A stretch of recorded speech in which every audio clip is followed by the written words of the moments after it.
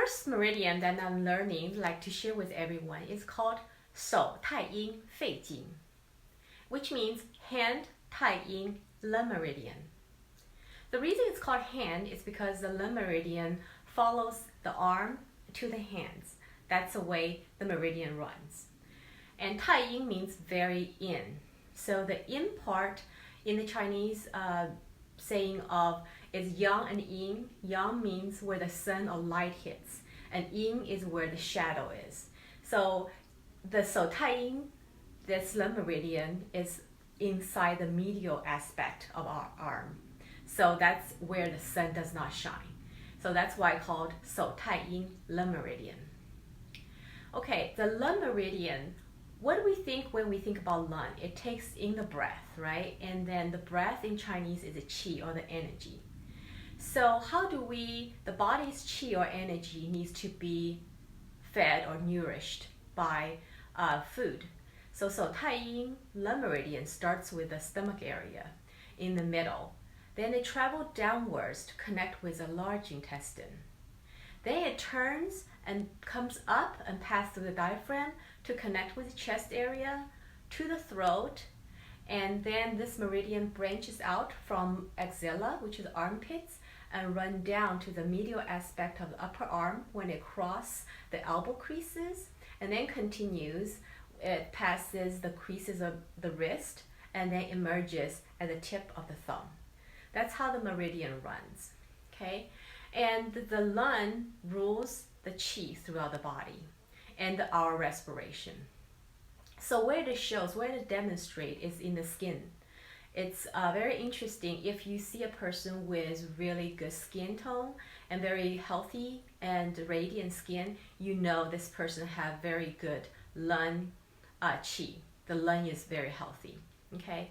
And it demonstrates also in the nose, where the nose is organ that's related to the Lung Meridian. So anytime you have stuffed nose, stuffy nose, or allergy causing your nose to be stuffy, and you can go to the Lung Meridian to help you with that. And then it also controls the opening and closing of the pores of the skin. So sweating is controlled by the Lung Meridian. Also, if you feel the emotion of sadness or worrying or grief, that can affect the Lung Meridian. That corresponds to that.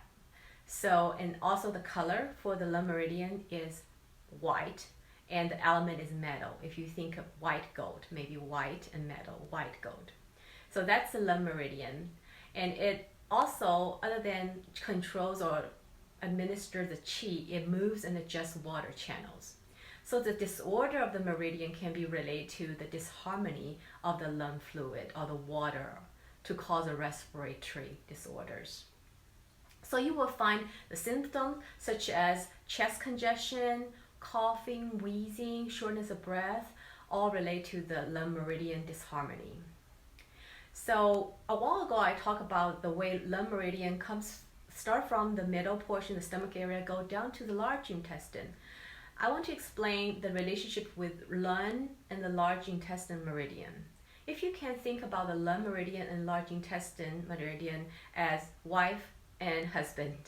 Okay, so there are a couple of meridians, they're always paired together as yang and yin, or husband and wife.